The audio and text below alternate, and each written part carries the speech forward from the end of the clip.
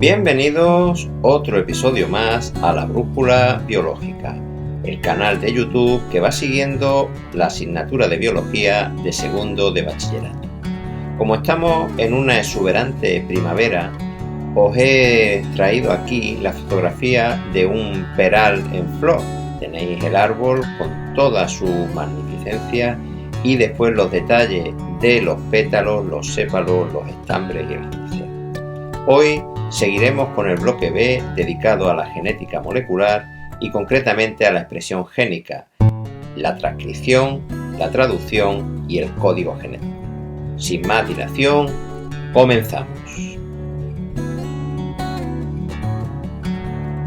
Como siempre, os traigo la relación de resultados de aprendizaje de saberes básicos que se os van a exigir en la prueba de acceso a la universidad, muy detallada, con dos epígrafes, el B3 y el B4 desglosados.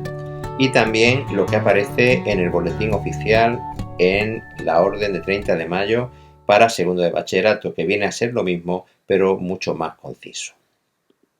Entrando en materia, recordamos brevemente los procesos básicos de la genética molecular, aquello que se daba en mal denominar el dogma central de la genética molecular.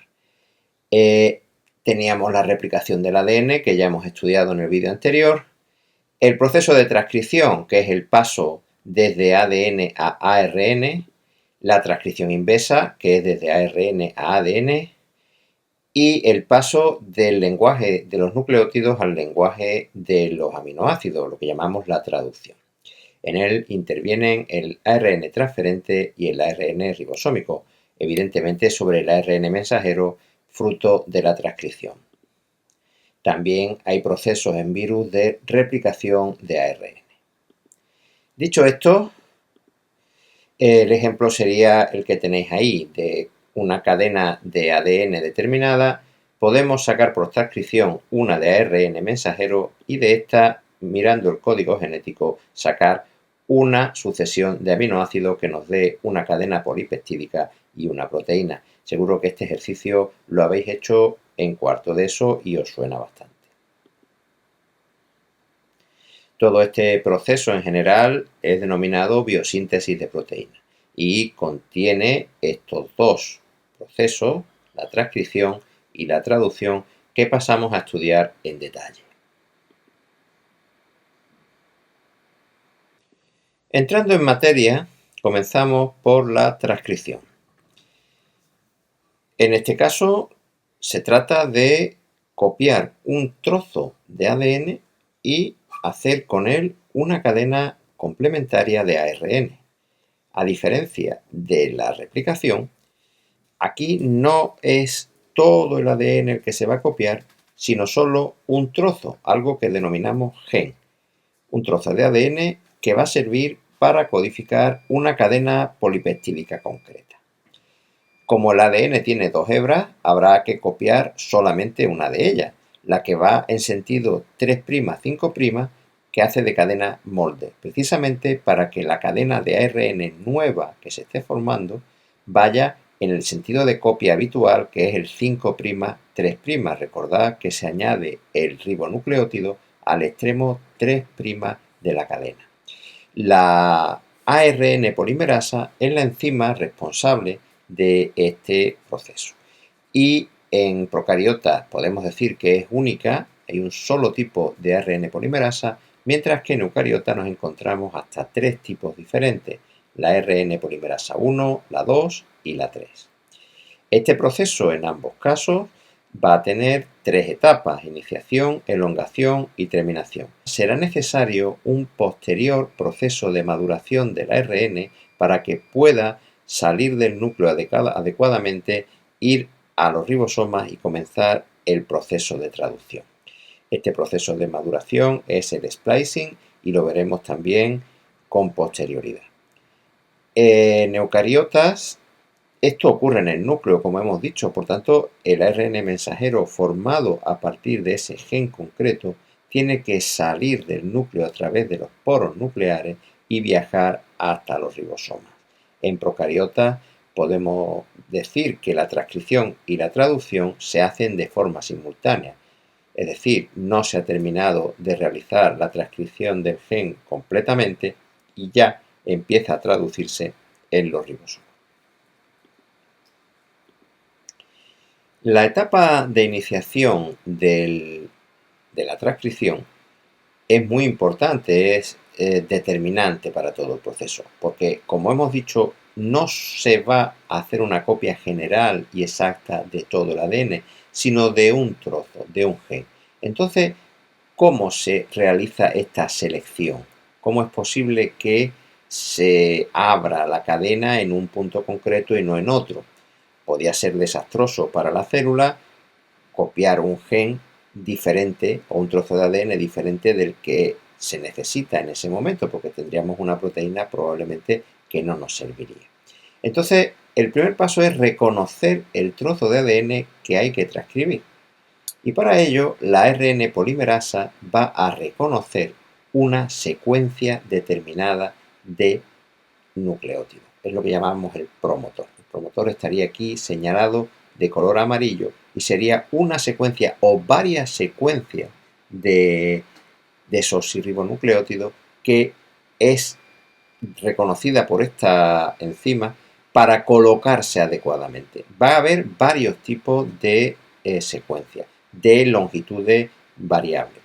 Entonces la ARN polimerasa se va a colocar ahí, va a ayudarse de estos factores de iniciación que tenemos aquí, que hemos pintado de este color, que puede haber varios, decenas de ellos, para ajustar el lugar concreto en el que la enzima se tiene que situar para iniciar el corte de la cadena, esa apertura de la burbuja de transcripción parecida a la burbuja de replicación que estudiábamos en el vídeo anterior, y comenzar su adición de nucleótidos en sentido 5', 3'.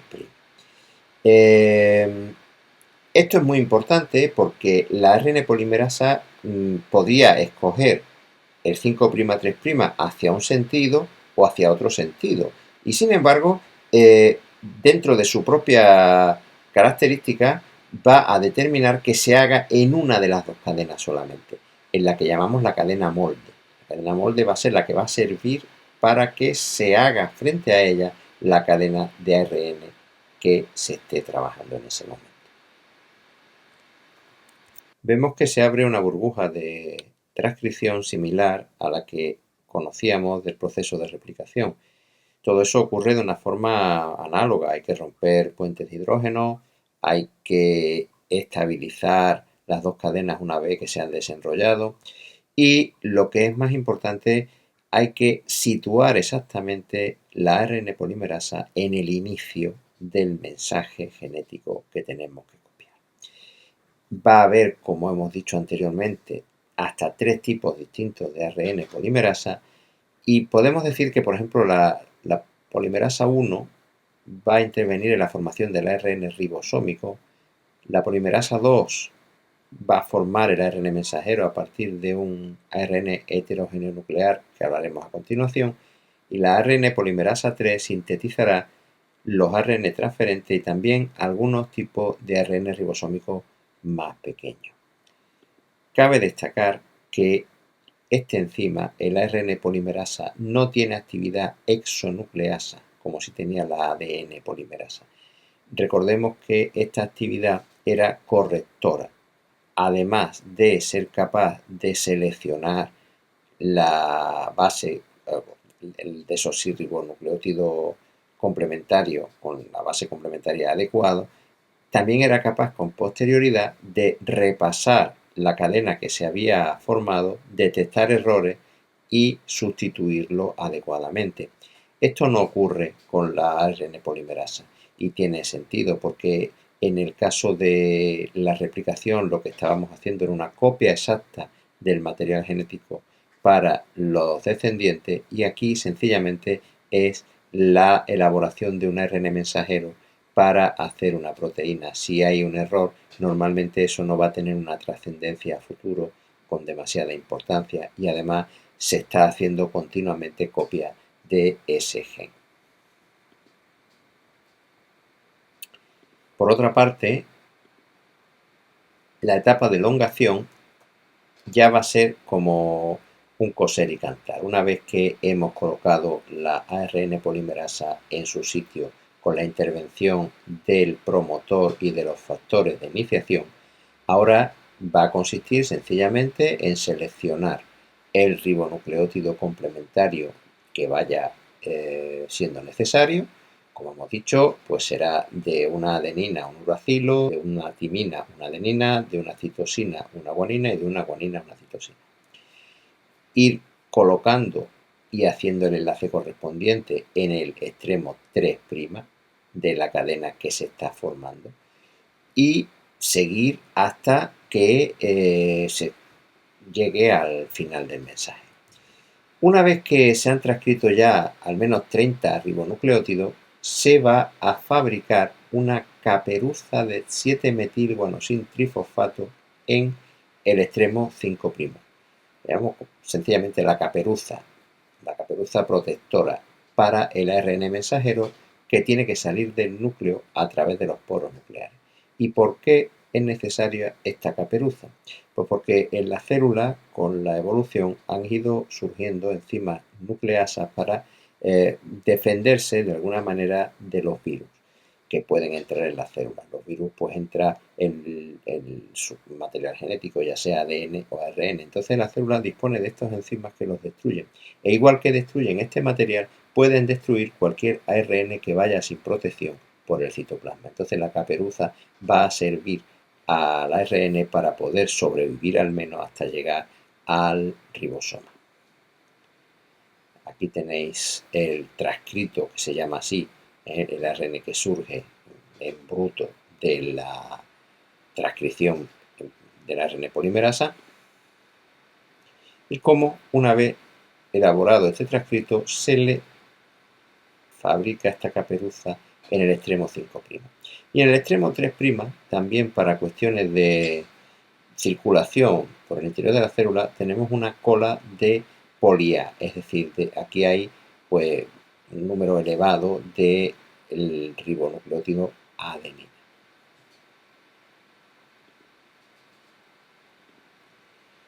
Finalmente esto pues se acaba cuando se llega a una señal de terminación determinada que la ARN polimerasa entiende que es el fin del mensaje.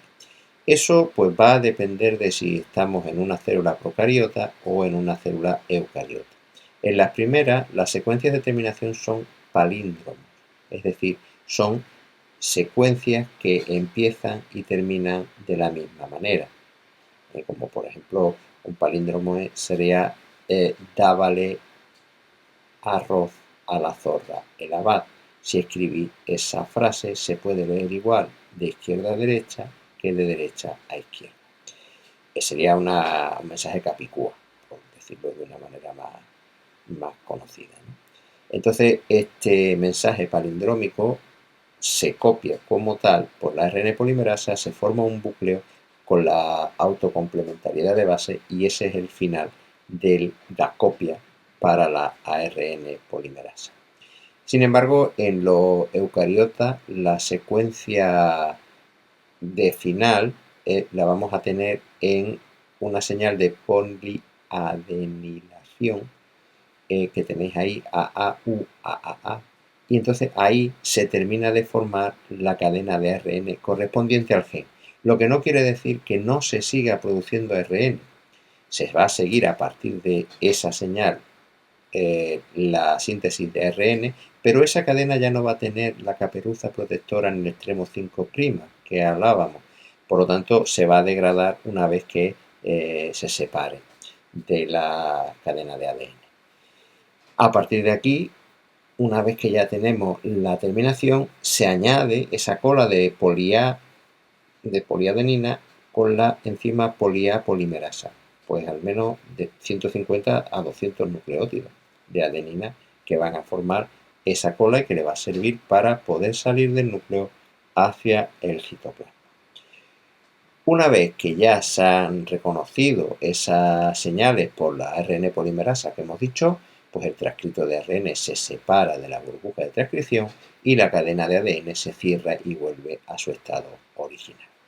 Esta cadena de ARN que se ha formado con sus caperuzas y su cola de polía se denomina ARN heterogéneo nuclear y debe pasar por una fase de maduración antes de llegar a los ribosomas y poder ser traducido. En cuanto al proceso de maduración del ARN, hemos dicho que en procariotas no era necesario. Prácticamente a la vez que se está haciendo la transcripción, ya los ribosomas comienzan por el otro extremo con la traducción de la cadena. Pero en el caso, por ejemplo, de que se hayan transcrito ARN para formar cadenas de ARN transferente o de ARN ribosómico, sí que hay un proceso mínimo de maduración. Ahí tenemos, por ejemplo, una cadena de ADN bacteriana, como sabéis, circular, que por una parte da el ARN mensajero que ya va directamente a los ribosomas para su traducción. Sin embargo, os he puesto abajo la transcripción de una cadena larga de ARN que no está determinada para ser la base de la cadena polipeptídica, sino que va a ser la base para formar ARN transferentes o ribosómicos. Y veis cómo una serie de procesos dirigidos por enzima van a dividir esa cadena de ARN originaria en cadenas más pequeñitas, bien de ARN transferente o bien de ARN ribosómico. Esto no es nada comparado con el proceso de maduración que se requiere en los eucariotas. Para empezar, en los eucariotas, el ARN transcrito primario, derivado del ADN, tiene una serie de trozos que llamamos intrones que no se van a traducir y otros trozos que sí, efectivamente, van a ser los que serán traducidos. Esos son los exones. Entonces, la maduración va a consistir básicamente en eliminar estos intrones y unir los exones entre sí.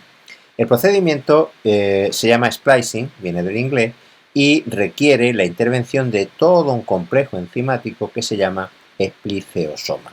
En el espliceosoma, que lo tenéis ahí de color amarillo, vais a encontrar diferentes tipos de ribonucleoproteína pequeño nuclear, que son esas enzimas responsables de la eliminación de los intrones.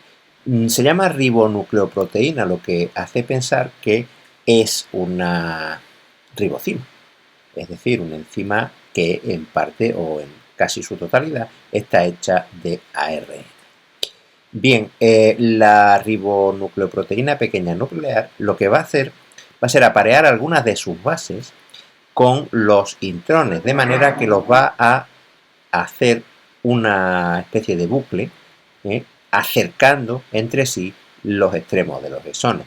Como vemos aquí, el espliciosoma va a ir acortando esta cadena porque va a ir curvando, va a ir haciendo bucle a los intrones y uniendo a los exones, de manera que al final estas cadenas de exones se van a unir por ARN ligasas y va a hacer que el ARN mensajero esté maduro ya para ser traducido en el ribosoma. No se sabe muy bien cuál es la verdadera función de estos intrones.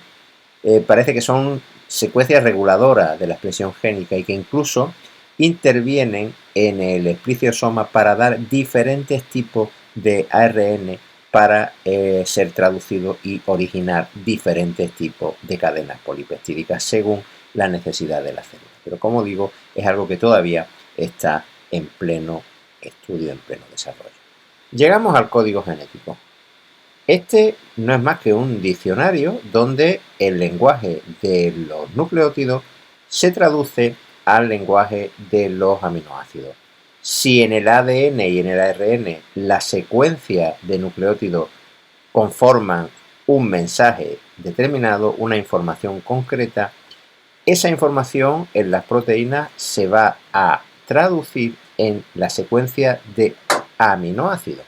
De forma que este mensaje que tenéis aquí, UGC, GCC, UAC, AAU, significa en el lenguaje de los polipéptidos 4 aminoácidos: cisteína, alanina, tirosina y asparagina.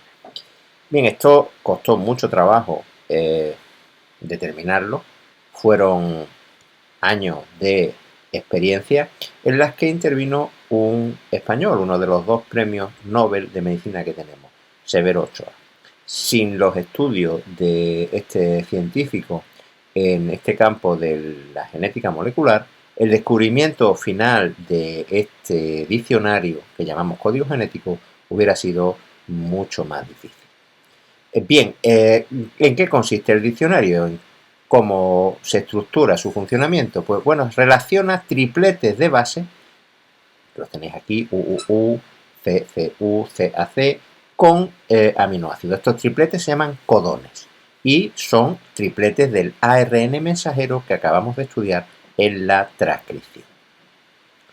Que sean 3 pues tiene mucho sentido porque podemos hacer los cálculos. Si tenemos 4 bases posibles, adenina, uracila, citosina y guanina, con uno solo pues tenemos 4, no, si fuera de 1 pues solamente habría 4 y tenemos 20 aminoácidos. Si fueran de 2, AU, AC, AG, UC, UG, pues tendríamos 16, tampoco sería suficiente. Sin embargo, si cogemos 3, pues sí que tenemos 64 posibles combinaciones. Entonces aquí ya tenemos 64 que supera los 20 aminoácidos que hemos estudiado, forman parte de las proteínas. Claro, hay algunos tripletes que dan el mismo aminoácido. Fijaros, por ejemplo, fenilalanina puede ser UUU, UUC, leucina, UUA, UUG, CUU, CUC, CUA, CUG. Es decir, esta característica del código genético es la que llamamos que es un código degenerado, es decir, varios tripletes pueden formar un mismo aminoácido. Pero al revés no. Por eso decimos que el código genético no es ambiguo. CUA es siempre leucina, no puede ser prolina, o no puede ser glicina, o no puede ser arginina. Es decir, al revés no funciona. Este código, lo más llamativo es que es universal. Funciona igual en nosotros para formar proteínas humanas que en un perro, que en una hormiga, que en un pino piñonero, un saltamonte, la bacteria Escherichia coli y la mayor parte de los organismos vivos. Prácticamente es universal porque solo hay ligeras excepciones en algunos protozoos y en algunas mitocondrias de algunos organismos. También podemos decir que carece de solapamiento, es decir, cuando estamos haciendo la lectura del ARN mensajero, no hay espacios, no hay comas, no hay una base que pertenezca a 2 tripletes, sino que es algo que va de continuo y que es lineal. Entonces, las características básicas de este diccionario son: es universal, es degenerado, no es ambiguo y carece de solapamiento. Bien, una curiosidad es que se está estudiando ahora la posibilidad de que algunos de estos codones tengan una doble función. Por una parte, determinen un aminoácido concreto y por otra, regulen y controlen la expresión génica. A estos codones especiales le llamamos duones por tener esta doble función. Una de las características del código genético es que contiene tanto una secuencia de iniciación, que siempre es AUG, como 3 tripletes de terminación, UAA, UAG y UGA. Cabe reseñar que cualquier cadena polipeptídica que se está formando en los ribosomas comenzará por esta señal, que en procariotas corresponde a formilmetionina y en eucariotas al aminoácido metionina.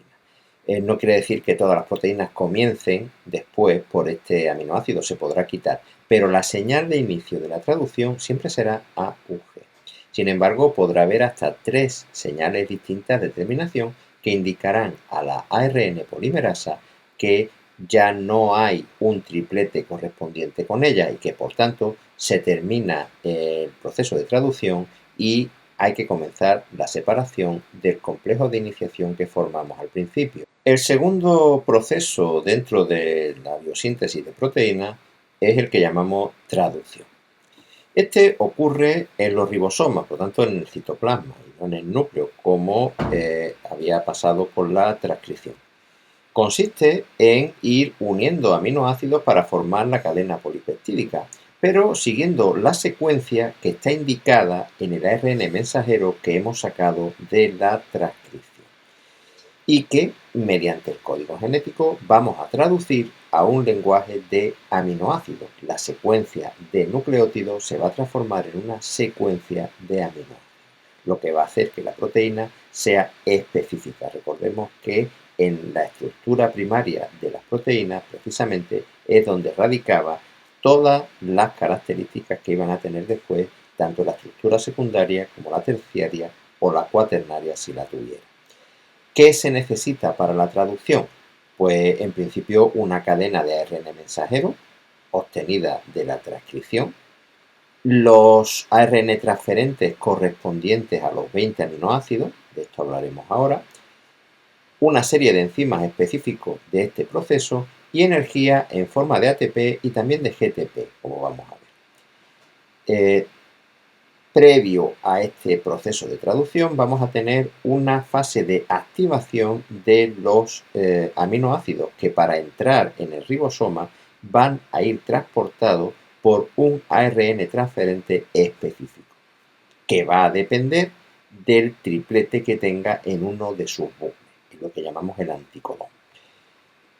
Después de esta activación, el proceso de traducción tendrá 3 fases a su vez: la iniciación, la elongación y la terminación.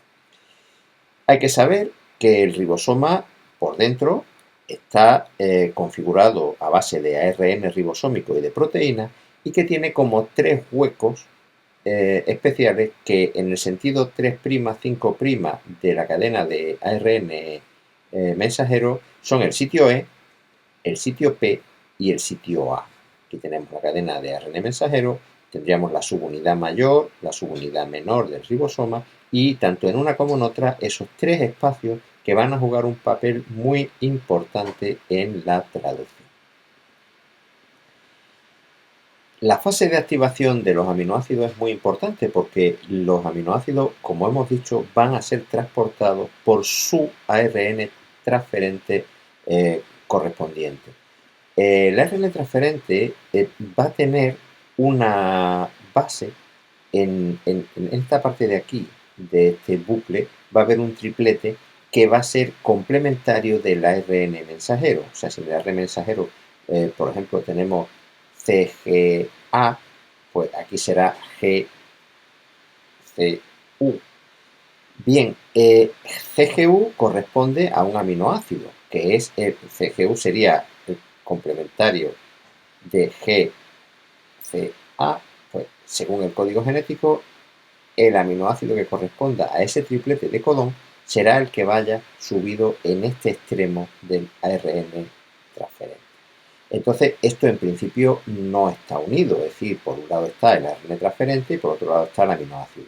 Como vemos aquí, el ARN transferente está en el citoplasma, el aminoácido está en el citoplasma también, procedente pues, de las proteínas que se han digerido en nuestro aparato digestivo y que se han asimilado a través del intestino delgado hasta la sangre y de ahí hasta todas las células. Las células tienen los 20 tipos de aminoácidos. Pero ahora hay que montar ese aminoácido, como se ve en esta figura, dentro de este ARNT, este ARN transferente, que es el que le corresponde. Para eso se necesitará la colaboración de ATP, de energía, y de una enzima que es representado aquí de color verdecito, que es la aminoacil ARNT sintetasa. Todo esto es el lugar o es el ambiente electroquímico en el que se unen estas dos moléculas de aminoácido y de ARNT específico. Con esta reacción, pues ya obtenemos el aminoácido activado, lo que llamamos un aminoácido ARNT, como decimos también, con la intervención de energía en forma de ATP. Reseñemos que el código genético lo que lee son codones y los codones están en el ARN mensajero. Lo que tiene el ARN transferente en este bucle es un anticodón, que es complementario del codón. Pero en el diccionario que hemos visto del código genético, lo que la equivalencia es con respecto al ARN mensajero, al codón. Yendo ya en concreto al proceso de traducción, en la primera fase, la fase de iniciación, quien interviene en primer lugar es la subunidad pequeña del ribosoma.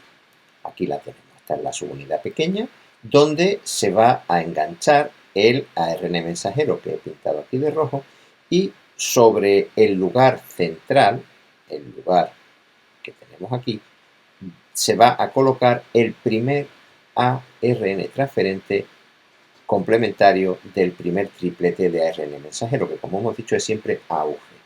Entonces aquí vamos a tener el ARN transferente que será el complementario, es decir, UAC, que lleva el aminoácido metionina. Una vez que tenemos esto ya unido, la subunidad mayor se va a acoplar con la ayuda de una molécula de GTP, también energía, y va a formar el complejo de iniciación, que es esto que tenemos aquí, para comenzar la siguiente fase del proceso de traducción. Es la fase de elongación, que va a seguir el sentido del ARN mensajero 5', 3'. Los aminoácidos se van a ir formando desde el extremo N terminal, desde el extremo amino, al extremo C terminal, al extremo carboxilo. Bueno, el segundo aminoácido va a entrar en función del triplete de codón que tengamos. Aquí tenemos el primero, que es metionina, aquí tenemos el segundo. Hemos puesto como ejemplo CAA. CAA se corresponde con glicina en el código genético, entonces va a entrar el ARN transferente que tenga ese aminoácido y cuyo anticodón es el complementario de CAA, es decir, GUU. Esto se va a meter aquí, este era el lugar P donde estaba la metionina, este es el lugar A donde va a entrar el nuevo ARNT, aminoácido ARNT, es decir, con su aminoácido correspondiente. Una vez que se sitúan juntos estos dos ARNTs con su aminoácido, se va a dar una reacción química mediante la cual, por una parte, la metionina se va a desligar de su ARN transferente y se va a unir peptídicamente, es decir, con enlace peptídico, al aminoácido, en este caso de glicina, que ha traído el complejo aminoácido ARNT hasta el espacio A del ribosoma. Entonces, esto lo va a catalizar una enzima que es la peptidiltransferasa.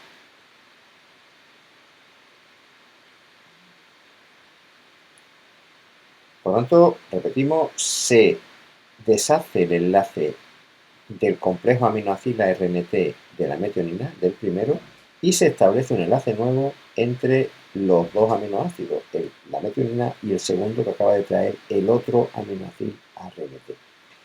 Aquí lo tenemos en esta imagen, de esta forma. A continuación, el ribosoma se va a mover hacia la derecha en sentido 5', 3', por un proceso que llamamos por un fenómeno que llamamos translocación. Es decir, el ribosoma se va a mover hacia acá y va a quedar de esta manera. En el lugar E va a quedar el antiguo ARNT que transportaba la metionina. En el centro, el ARNT que tiene ya dos aminoácidos, es decir, un dipéptido. Y en el espacio A va a entrar un nuevo aminoácido ARNT, en este caso correspondiente a este triplete, que es concretamente, si no me equivoco, GCA. GCA se corresponde con alanina, pues entraría aquí. Y volvería a suceder lo mismo. Se desharía el enlace entre este ARNT que está en el lugar P con el dipéptido y se formaría un nuevo enlace peptídico entre el segundo y el tercero de los aminoácidos que acaba de entrar, formando ya un tripéptido. Va a ir continuando mientras haya tripletas que se correspondan con algunos de los 61 que codifican para un aminoácido concreto, hasta que se llegue a una tripleta de terminación, bien UAA, bien UAG, bien UGA. En ese caso, el triplete no reconoce o no es reconocido, mejor dicho, por ningún complejo aminoácido ARNT, es decir, no hay aminoácidos que se correspondan con ellos, pero sí unas proteínas que llamamos factores de liberación. Estas proteínas se van a colocar en el lugar A correspondiente del ribosoma y van a provocar una serie de fenómenos que consisten en la separación del complejo de iniciación que formamos al principio. Eso quiere decir que cada subunidad del ribosoma va a ir por su lado, se va a separar de ella el ARN mensajero que entró al principio en la subunidad menor, también se va a separar el ARNT que estaba en el lugar P peptídico con la cadena de aminoácidos que se ha formado, y obtenemos precisamente esto, una cadena polipeptídica libre que ahora formará una proteína una vez que madure, forme su estructura secundaria, terciaria, cuaternaria si la tiene, y pasa por los procesos específicos a través del retículo endoplasmático o del aparato de Golgi. Cabe señalar que un mismo ARN mensajero puede unir varios ribosomas y traducirse al mismo tiempo en cada uno de ellos, dando varias copias de esa misma cadena polipeptídica que estamos traduciendo. Es una estructura que conocemos con el nombre de polirribosomas o polisomas. Bien, hemos llegado al final de este capítulo de genética molecular.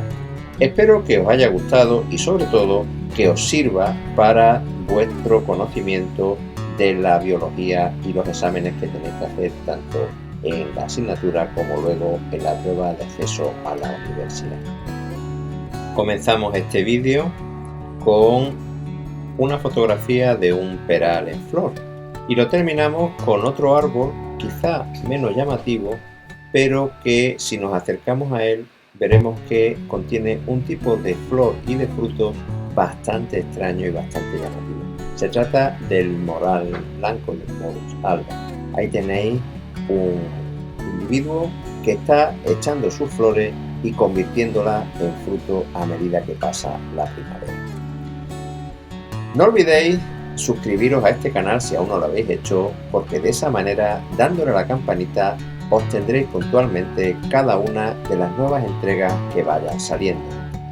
Darle también al like para que se pueda posicionar mejor en las listas de YouTube y así llegar a más gente que esté interesada en esta temática.